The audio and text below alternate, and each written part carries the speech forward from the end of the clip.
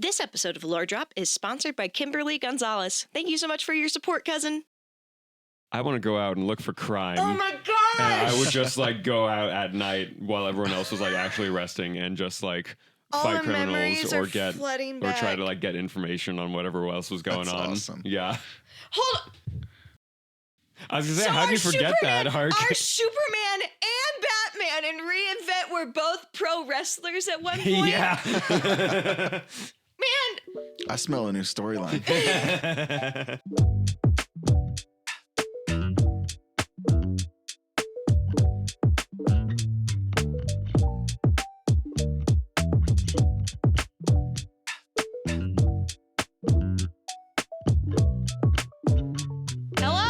Welcome to Lore Drop, a Reinvent podcast. I'm Abby, the executive director of Reinvent Productions. I am Ben, the creative and artistic director. And our third party member today is our friend Ryan. I do stuff. Yeah, he does do stuff. A lot of stuff. Ryan has been with Reinvent since our first stage show. He played Andre, a character that you created. What a fun character to make, too. Yeah. He was Andre and Jason and Mr. Martin. And Mr. Martin. And Mr. Martin. The worst teacher ever. I have to interject here because the real world Mr. Martin that What If Mr. Martin was based on was a very good teacher, but just a very stale man. Yeah, he wasn't the worst teacher. Percy was just having a very bad day, so she thought he was the worst teacher. But Andre was a street thug who had sensitive knuckles, so he wore boxing gloves all the time, which was... And he used to be a cop.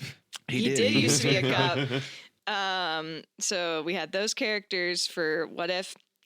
He also played Jim in Lady Legacy Tale of the Tide, which is a character that Ben and I created about 6 years ago now for, he was a random NPC for a mini campaign that we did with our friend Ray to get him integrated to the party, but we got super attached to this character. So he was once the royal chef of Rondor, and then he ended up on a pirate ship.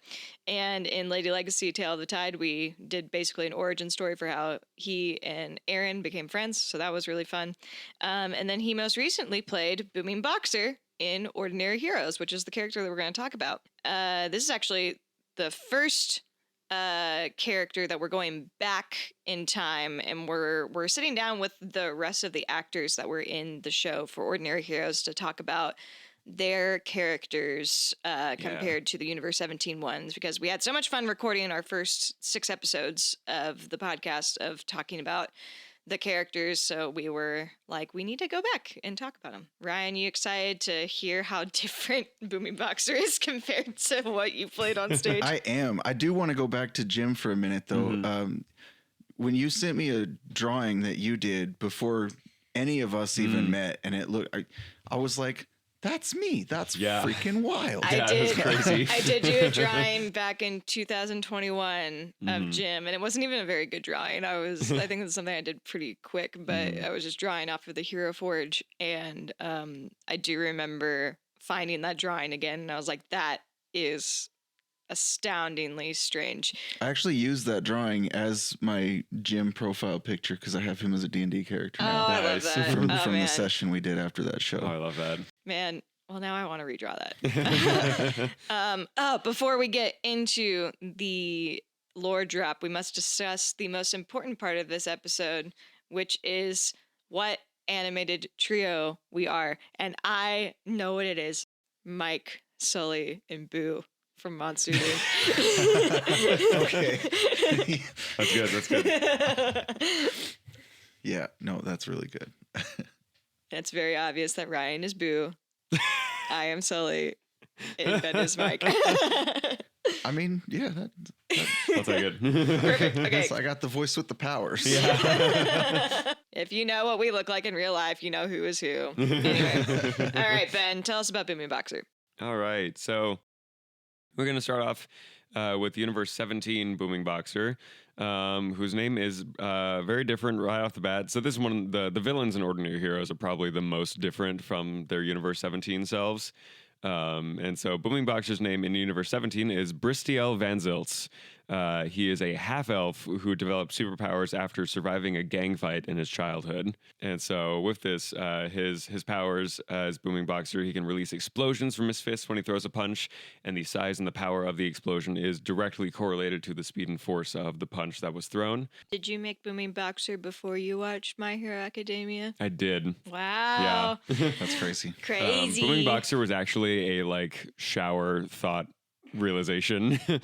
As I was, or no, it was a mixture of that and when I was a para up at Leavenworth High School, sitting in one of the science classes that I was in, and they were just talking about the way muscles work, and I was like, ooh, that would be if you just amp that up, is a really cool superpower. And so some of his notable allies include fellow villains Sovereign, Springheel, Deep Danger, One Shot, and Winter Knight. Notable adversaries include Captain Amazing, Circuit, and Nightbird. What about Daybird? There is no Daybird. What? There's never a Daybird. Right. Okay. That's fine. Obviously. Okay. Additionally, on top of that, in the world of Reinvent, Bristiel Van Zilt is what is known as a hyper sapien, which is sort of like the Reinvent version of a mutant, in which they are someone who gets basically superpowers after surviving a near-death experience. So they're like a meta. Mm-hmm, yeah. And so the reason that they had their existence is not really there's maybe a handful of scientists who knows about them, just because it's a rare gene in the body that lets you get those powers, and then you have to survive the near-death experience to actually get them. And so who knows how many hypers there are who could have gotten their powers if they actually lived their experience. It's kind of a very tragic. So is the pseudoscience behind it that basically just whatever chemicals your body creates whenever your body is in extreme fight or flight near death experience, and that's what activates the gene? It's a little bit more like Saiyans in Dragon Ball. In the Dragon Ball universe, the Saiyans have this thing where after they have a near-death experience, they get stronger. I think it's called the Bankai boost, but that only happens after they recover from it. And so it's once they make the recovery from the experience is when they get the powers. As far as the pseudoscience, I really haven't developed it that much yet. I don't even know if it's a scientific genetic thing or a magically induced thing. We should talk to Julia. Julia's come up with a lot of science for our Reinvent world. I do love that in Reinvent, you guys have so many people from so many different, actual occupational backgrounds that you can just come together and find stuff out that, even though you guys have been creating this world for so many years, you can just find out new stuff about it and add that into it based on real people's experiences and knowledge. Oh my gosh. It's really cool. Yeah. Absolutely. Yeah, if there are any lawyers out there who want to come make stuff with us, there's some legal things I was trying to figure out with some writing stuff. So anyway. Go check out the Gemstone Industries episode. Yeah, go tell us how tell us the legal ramifications of a company like that. Yeah. And so, fun fact though, of the characters that, at least as of recording, who we've done episodes for, Booming Boxer is the first one whose first real world appearance was not in Universe 17. It was in Ordinary Heroes. And so Booming Boxer in Ordinary Heroes is one of the central characters used by Wendell throughout that story. But he was still based off of the Universe 17 version that I had brainstormed beforehand.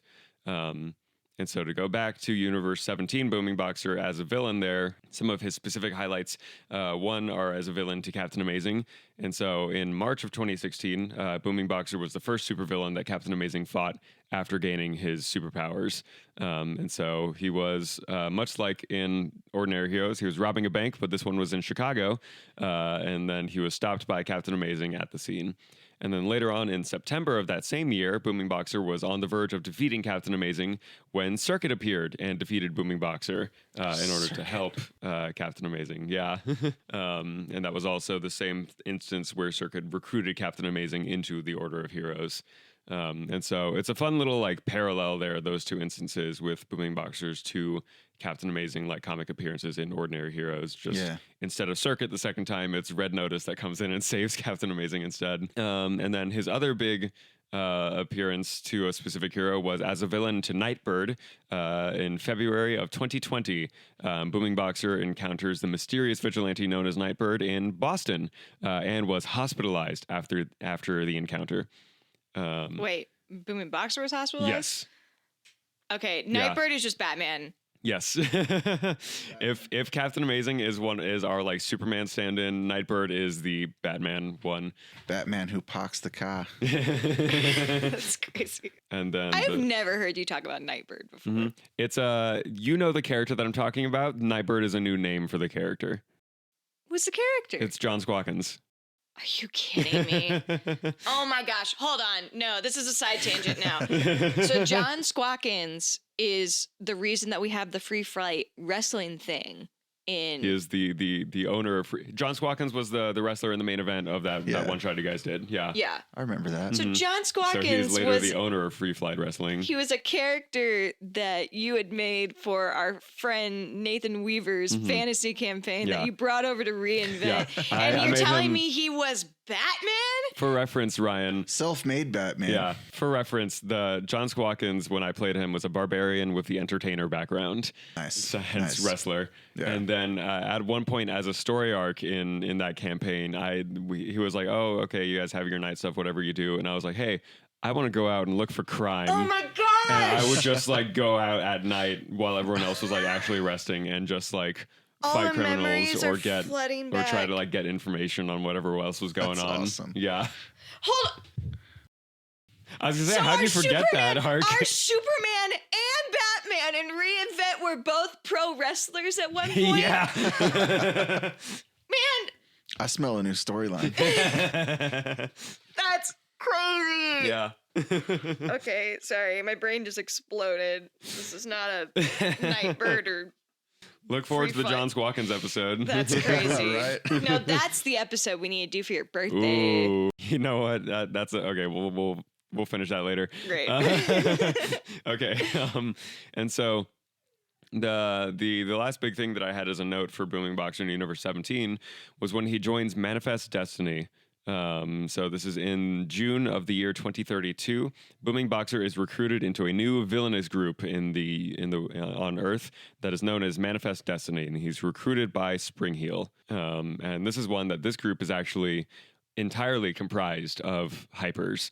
All of the members of this group are hypers, and then also coincidentally, all of them have very specific beef with at least one member of the Order of Heroes, and so they are sort of. Think of like we're the Order of Heroes as like a Justice League. This is very much a Legion of Doom type thing. But yeah, that is what I've got thus far on Universe 17 Booming Boxer. And so then from there we hop over into Universe 1 with Ordinary Heroes. Bronson von Schmidt. Yes, where he is Bronson von Schmidt instead of Brastiel Van Ziltz. I like that it's close. Yeah, it's got the same like consonant beats. Yeah. But yeah, Same Germanic last name kind of yeah. thing. And so the major differences with this Booming Boxer is that he is the primary villain of Captain Amazing. And at some point he becomes a hired enforcer for the Midwest Mafia. And Every time we say Midwest Mafia, it I love them. gives me a chuckle. His notable allies in Ordinary Heroes include Lady Earthquake, Fortunato, Super Commando, Sleeper Agent, and the Bard. And his notable adversaries include Captain Amazing, Sneak, Book, Richard, and Red Notice. And Red Notice is a really like loose adversary there, just because their run-in on stage is very like. Ryan, you want to talk It's about so that funny. right on stage? That was hilarious. That was as a director, like that was one that I feel like that clicked into place during the 3 days I had to be out Yeah. because I had to make an emergency trip home right before we went into tech for that show. But when I came back, you were like, it looked like you were almost proposing. So, Ryan, you want to tell give the context of that story? So the kneeling, I think, actually was a last second thing that I actually came up with, like it at final rehearsal. I think, as far as like taking him off and actually proposing with them. Yeah. The first time I read that on the page, I kind of immediately was like, okay, Booming Boxer is about to fall in love. Just that it's just going to be that quick. He's not coerced at all into yeah, falling it in just- love with her. it as a way to like show off her powers as well, like because with the touch she gets the powers of influence, and with her touching him on the cheek, I was like, yeah, he's just gonna fall in love and just listen to whatever she has to say. Yeah. So that was fun. I was told that she said I looked at her like a puppy dog. Oh yeah, no, the exact quote. Wait, I think it's on my quote list. I have a running quote list of silly things that my friends say, and I'm pretty sure I wrote this down. It was like a SpongeBob. Clear your mind of everything but yes. breathing and fine dining, and that's kind of where I went with that. That's so funny. Yes, the exact quote that Lindsay said coming off stage was, "He looks at me the way my dog looks at me." Especially at that point in the show, it was right when I was having to be like all emo and angsty and was about to kill Captain Amazing, cry a lot in that act. That was a lovely little pick-me-up right before going into that scene. But it was fun. Ryan, you're one of those actors that like will just make choices that like for me as a director, I'm just like, oh my gosh, thank you. Thank you for being so smart. You and Deacon are two actors like that are I've always Deacon's so good at that too. You guys just like come up with things and I'm like, perfect, great, keep it. I can't seem to just come up with one thing and just leave it as is. Like I'm always having to tinker with things. And so that especially happens with characters. Like I want to make at least one new choice per rehearsal. Sometimes I can't come up with one, but most times I definitely try to do something that adds to it, adds little layers and stuff with it. Yeah, and I think that that's really important as an actor, especially keeping things fresh. We do shorter runs, but I recently did a contract in Santa Fe under our friend Anna Hogan, who she's the artistic director out for Santa Fe Playhouse, and I did the fight direction for her Dracula. So I stayed out in Santa Fe for a couple weeks working on that, and I was living with two of the equity actors as housemates during that time. And I remember having a conversation with one of them about how you keep things fresh during a long run, because they run their shows for 5 weekends, or something like that. Long runs, and like having brush up rehearsals in between. But basically, how do you stay consistent with the material, but still keep it fresh and interesting? And I am one of those directors who will tell people, like, for the last show, I'm like, please don't do anything drastically different. But I am still like, I want people to be making new discoveries and new choices throughout the runs of the shows. Because I mean, there was a point where I'm talking about Deacon again, but during a scene that he and I had at the front end of the show, where I didn't realize the way that he was reacting. Like he would like walk away from his stand whenever I'd be like, why isn't he written a character? Or why isn't he written a comic for me in over a year, huh? And he got upset. And for a while I was like, why are you doing that? And then I was like, oh, he's taking a lap because he doesn't want to yell at the kid because he has it way worse than her. Yeah. And that clicked in my head, and that totally changed how I delivered the next couple lines. So little discoveries like that are fun. All that to say, your proposal with the power amplifiers to Lindsay always had us cracking up backstage, because we have like a little video monitor that we're able to see, and that would be one point in the show where like there'd be a lot of people congregated to watch what was going on. I think a lot of what brought that on too was trying to figure out a way to get the power amplifiers to Lindsay without her having to just hold them in her hand, because she was also holding a script and doing stuff with Captain Amazing. And so we were trying to figure out how I could put them on her. And the first time we did it, I like tried to put it on her arms on my knee, and it just kind of wasn't working real well. And so we finally decided, I'd tried it, but then she'd be like, put them on. I'm like, oh, I'll get up and put them on. It was fun. There's such fun, like little discoveries that were happening across the board for all the actors in Ordinary Heroes. Yeah. Well, and that's one as well that I used to I used to my instant reflex would be like, oh man, I don't know how people can do a show for like 5 weeks or whatever. Until I was in Antelope Party at Texas Tech, and that show, and I think after realizing that, and it was a discussion I had with Ella one day, was just like, oh no, I do feel like I could do this show like touring for like months at a time. And I feel like it's one of this like you gotta have like a story that you're absolutely in love with, and then also like a great cast to perform with, that people that you just love performing with. Oh yeah. And that's really like the perfect mixture of like keeping it fresh and also being able to do it continuously. Oh, I would have done Ordinary Heroes for months if we could have. Yeah. It's that show and What If. Those are two shows that I could see myself if like that's the only thing I'm performing in forever. I'd be happy. Now I'm about to age out of the two characters I played in those shows, so I wouldn't really be able to do that. But like the spirit of that, it was such a special cast for Ordinary Heroes and for What If. But I think a big thing also with Ordinary Heroes is that we didn't have to double cast anybody in that show. There were a few characters. Yeah, all of the doubling was written into the script. Yeah, because it's written as a 21 person cast, but then we had 22 actors because we had someone reading the stage directions. And but it was really refreshing to have such a big group of people that nobody had beef with each other. Like it truly was just like everybody came in, we all loved each other and were supporting each other. Some people were closer than others, and that's just how life is. But overall, everybody was so supportive of one another, on and off stage. And it showed, it honestly, this is me outing, I won't out the people who miss cues. Even though, never mind, I am going to out them. Ryan missed a cue. And I was like, well, we're going to figure it out.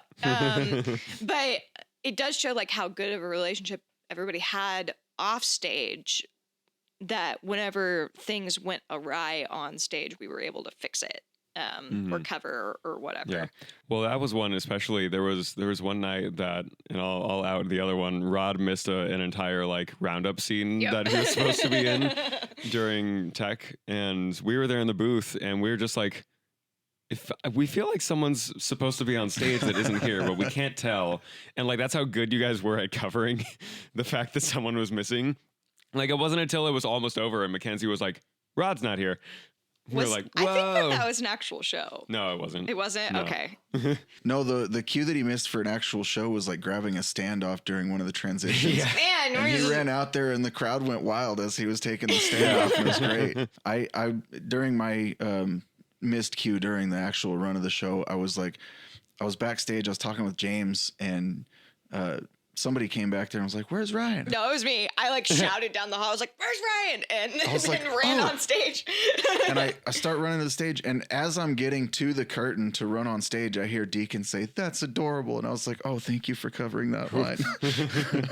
And I was so glad I was off book because I didn't take a script or anything. I just ran out there and grabbed the stand. I remember like cheating my script towards you to be like, oh. Yeah. But man, no, it's fine. We figure things out. You know, live theater stuff happens. Yeah. That's the cool thing about live theater is you never get the same show twice, ever.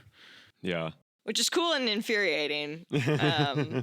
But, you know, it happens. What was your favorite part about playing Booming Boxer? I think it was... Because you've been reading Booming Boxer since the entire way, entire way through. We did a read of Volume 1 at J&V as... it was a pre-show for a Lockjaw show. It was, yeah. And you read Booming Boxer for that, and then for the rest of the table reads that we did of the show, you were reading Booming Boxer. I found out something new about Booming Boxer every time we did a read through as well. The first time I ever got the script was at J&B. I got the script, I started reading it, and it got past the first scene where I get beat up by Captain Amazing and into the roundup, the first roundup. And I read that first line by Booming Boxer and I went straight to Ben. I was like, this guy's two different people. I was like, he's kind of just like friendly and nerdy off the page. That's what I was feeling with it. Yeah. And finding a way to portray that without like a super crazy voice change was actually probably my favorite part.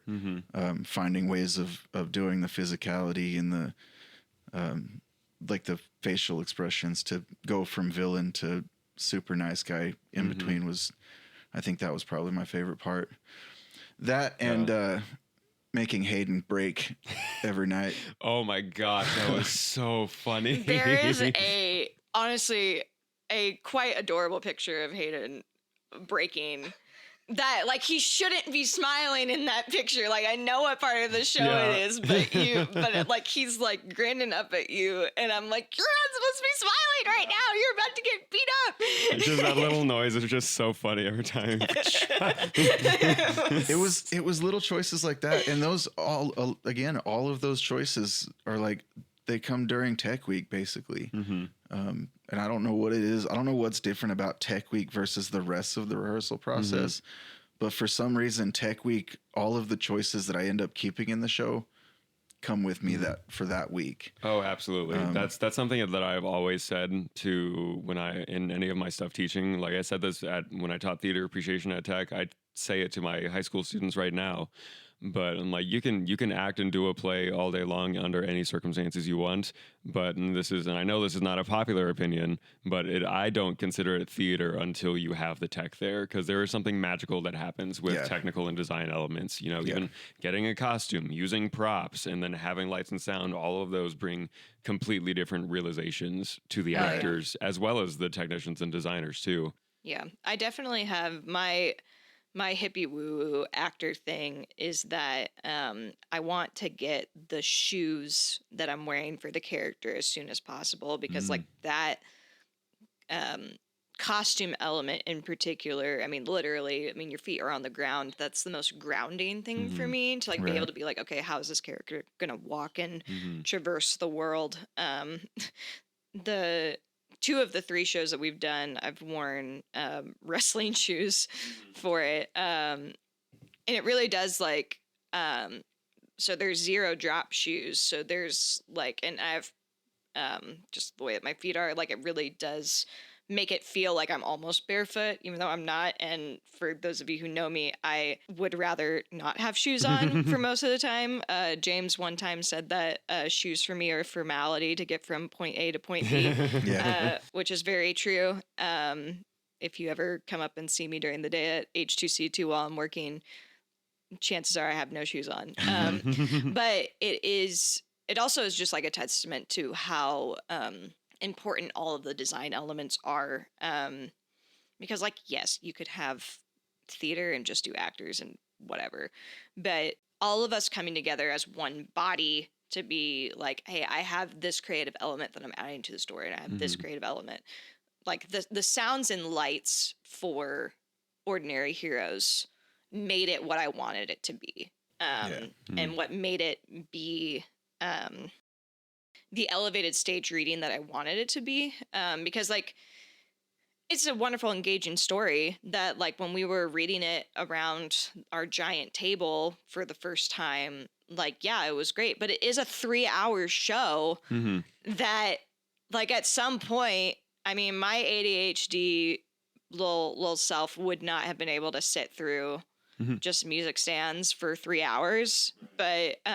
what y'all did to complement the staging that I made was exactly like what I needed it to be. And because I trust you as a sound designer, and then we had a brilliant young lighting designer come in to do their work, it just all pulled together, and it was just wonderful to see everything pieced together. Yeah, it was. And you can kind of build on that with the costumes too. Like, as soon as I got my shirt and I started listening to the All About things, you know, backstage, I heard all about Booming Boxer's dislikes. And as soon as I got the shirt, I felt a little bad. That's why I needed to ask permission. But I got the shirt and I was like, I just heard Booming Boxer doesn't like sleeves. Yeah. Hey guys. Well, you came in and asked me. I was like, yeah, that's fine. I don't care. I thought that was already going to happen. Like, I thought that Abby was just going to take the sleeves off anyway.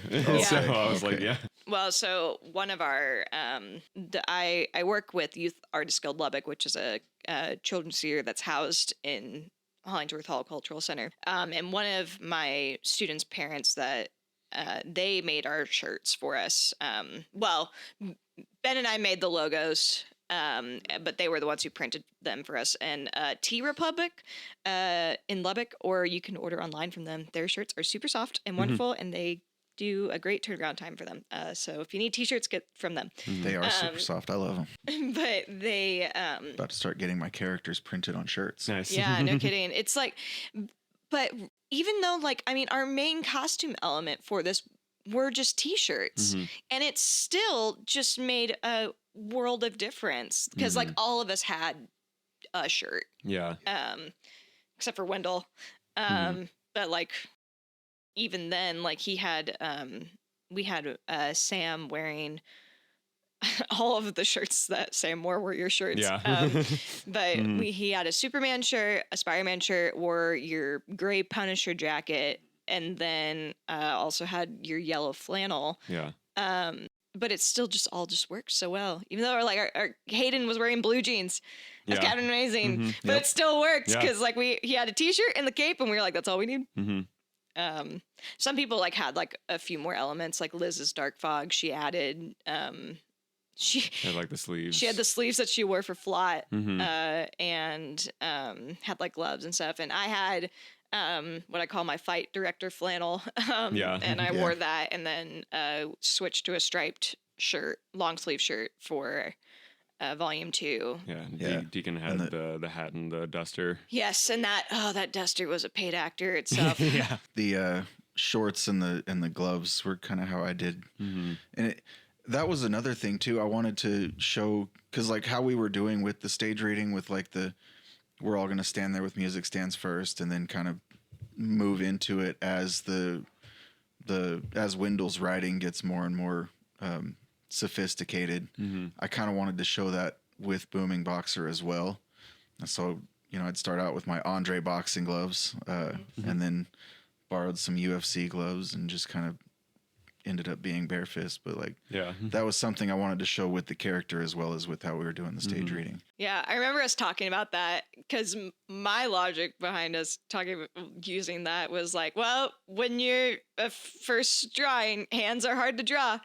So Yeah. if you use boxing gloves, It's exactly where I got the idea too. Nice. like, yeah, it's a good theater's just fun. Yeah. It's fun to make things. And it's fun to like put this comic book stuff on stage. I'll tell you, the fake mustache that got drawn on me really helped bring That the was character to great. life too. Word. Yeah. Yeah, that was the last element. Whenever Marissa, like when I first saw that mustache that Marissa painted on you, I was like, that's it. I think that's when I decided that Booming Boxer was going to get scared and surprised by noises. Yeah. like when Dark Fog first comes in, he's like, ah! Yeah. We mentioned the All About earlier, and I would really like to go through his All About Yeah. because I have been thinking and festering in my mind like why certain things are on that list. So I have a list of questions so what for it. specifically Abby is referencing? Let me pull it up here. Yeah, let's read that. Yeah, is- give us a full read. For of anyone it. who didn't get the pleasure of seeing it and experiencing Booming Boxers All About live, let me get to it. So that's one of the things I added into the script for Ordinary Heroes was sections between scenes that were just called All Abouts. And it was just like extra details and information about the characters. And it's very much inspired by like manga writers in Japan. They will just like at the end of their chapter or volume just be like, here's some of my just like notes that I had in my series planning, or just here's like a brief bio of this character with extra information. And usually those things have like, here's their role in the story, here's, the facts about them, like height and weight, all this sort of stuff. And sometimes it has extra stuff like, oh, this is their blood type, or they like cheese, stuff like that, right? And so that really was inspiring to me, and I was like, I don't know, that's just so fun, and it gives you as an audience member, as a reader, something extra to like latch on to about that character.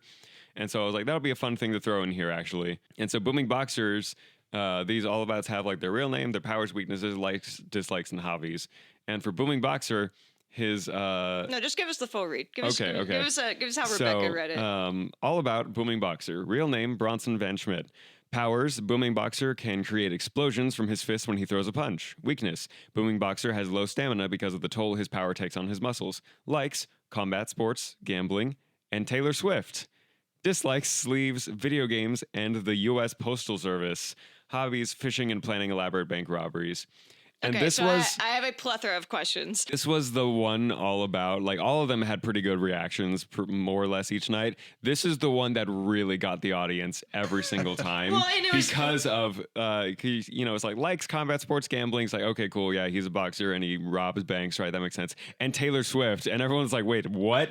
Well, and Rebecca's delivery was so brilliant because for volume, because this was the first All About for volume 2. Yeah. The volume 1 All Abouts, like, she would read through it and they'd be pretty straightforward. The volume 2 ones got a lot funnier. Yeah. They got more chaotic as you were writing them. But okay, so I have a list of questions. The first one is the Taylor Swift one. What is his favorite era? I don't know. It's got to be the Shake It Off era. 1989 era? That's so funny. And specifically because of the song Shake It Off, because he's a supervillain who That's likes really robbing funny. banks. Like, he knows he's going to have haters. Get out Wait, here. hold on. I mean, no, genuinely, he is so unbothered by all the people who get in his way anytime. Like, that was one of my favorite things writing, was any of his insults. I still love bozos in blue. Bozos in The Blue. first scene. Well- Anytime I can fit the word bozo into a script, it makes me so happy. Bozo's such a fun word to Yeah. say, too. So, okay, looking at, so 1989 is my friend who's basically my older sister. It's her favorite era. For those of you who are not in the know with Taylor Swift, the 1989 songs are the Welcome to New York song, which, like, I can see the vibes with that. Blank Space, Style, Out of the Woods, which I think is like a very villain coded song where it's like a getaway, not getaway car, because that's a different one, but like same vibes. Okay. All you had to do was stay, Shake It Off, I Wish You Would, Bad Blood, Wildest Dreams, How You Get the Girl, This Love, I Know Places, and Clean, Wonderland, You Are in Love, and New Romantics. I'm not going to include the vault versions because I think that at this point it would only be the. Well, I think it's funny how I just showed you that the actor that played Booming Boxer is not necessarily the Swiftie that Booming Boxer is. That's but- fine. I think having the answer ready though is good. I No think hate, that- just lack of knowledge. Yeah. No. I think okay. So like I am the resident Swift expert for this podcast. I think that Bronson Brown Smith also really likes New Romantics. I think that's like one of his. It's a really like like that like vibe song. I think a lot of her songs too have like a good workout beat. So Yeah. They do. maybe he works out to Taylor Swift songs. Should make a playlist for Booming Boxers workout playlist. I'm gonna do that right now. You can do that. That's a show. Here, that's a show note. I'm gonna put it in there. The Booming Boxer Taylor Swift playlist. It will be a Spotify playlist because I'm a Spotify girly. So, It's a specific workout playlist for making your punches cause explosions. Yeah, there you go. But that was one that I like. Part of that was inspired by, like, you know what? You really find Swifties in the most unexpected places sometimes. Because it was partially inspired by one of our favorite D&D podcasts is Dungeons and Daddies. And oddly enough, the guys on that podcast, it's specifically Matt Arnold, Will Campos, and Freddie Wong, are huge Taylor Swift like nerds. That they on their like after show thing, anytime a new Taylor Swift album comes out, they always talk about it at some point. And so that was one that I was like, this is really funny that of this podcast, it's the three like dude bro guys that are the ones who like Taylor Swift. not the woman. Yeah. So, I think that helped with the reactions too. Like her delivery of them was so great, but also like you got this big burly dude that hates sleeves, like running around being a boxer, big mustaches, tattoos. Yeah. And then you find out he's like a big fan of Taylor Swift. Yeah. Well, and And a lot of people still associate Taylor Swift with like my high school days when she was doing all her ex-boyfriend country songs. right. And so a lot of people kind of associate that with like the teenage girl angst kind of stuff, and it's. And I think part of it's a little bit of an inversion of one of the things that at least I've noticed in like because Abby and I will watch like the Taylor Swift documentary stuff when it comes out. And there's one thing in one of them that's like any Eras Tour stuff, all the people wearing Travis Kelce jerseys there once they started dating was really funny. And so it's like, oh, this feels like someone who was a football fan and then was like, oh, he started dating Taylor Swift. Guess I'll listen to it and check it out. And then so it's like the other way around of like, make a Taylor Swift fan out of a football fan. It's the transition into girly pop. Yeah. Like he's moving through that journey. Okay, so that was a big ass. The other one is, what the heck is the beef with the Postal Service? What they just cannot get your mail to you on time. No, I'm actually in real life going through something similar right now with Amazon. I ordered a robe that was supposed to be here Friday, and now it's not expected till the 3rd.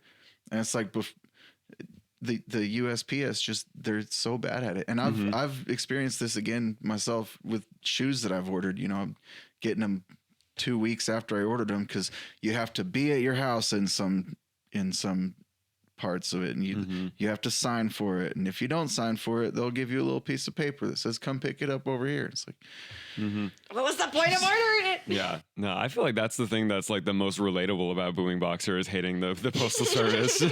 Like that's one's like it got not as big of a laugh as the Taylor Swift one, but it also got a pretty big laugh every night. But no, that's also definitely a personal one of like, no, the amount of times I've like ordered something and it doesn't get here on time, delays like that, or like you know, you're constantly getting mail for other people I've been in my house for 2 years now. I'm still getting mail for previous tenants, and I'm like, they don't live here.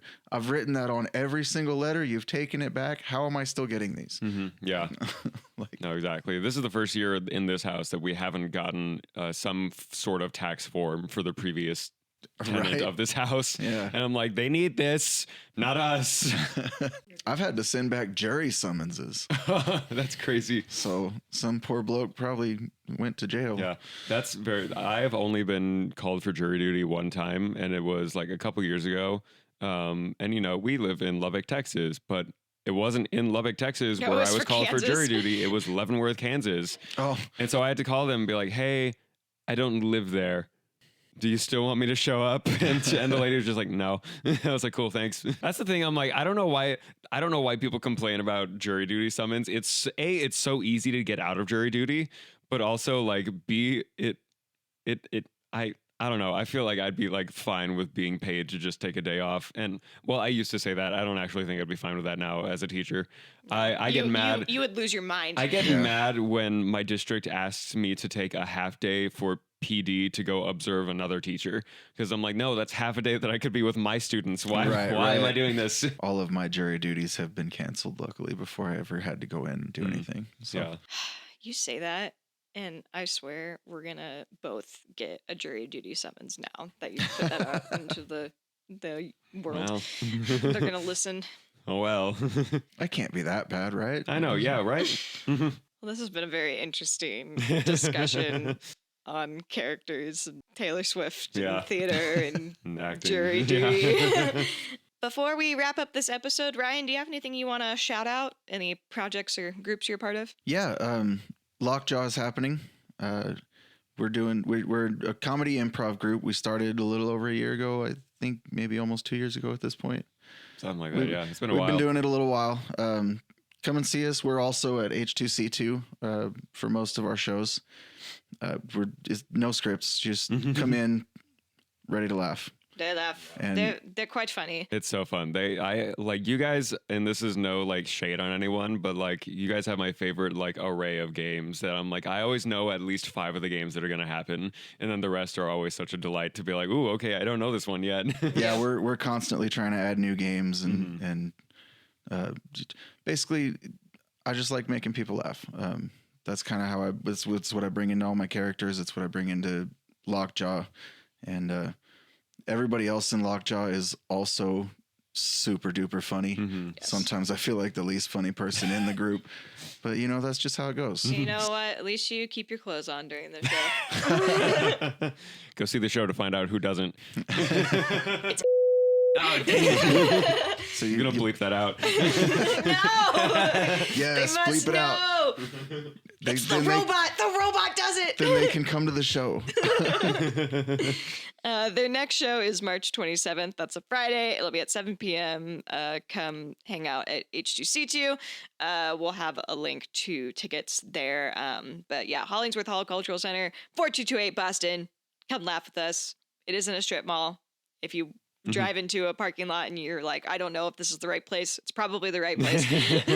And get some merch on Merch, yeah. Yeah. Reinvent merch, Lockjaw merch. Yeah. Nice. Heck yeah.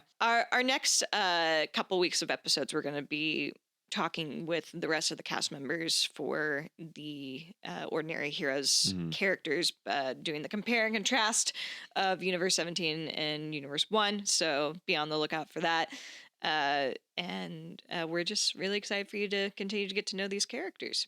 Thank you so much for listening to this week's episode of Lore Drop. And remember, Being fantastic starts with being a fan. Nice, that was super great.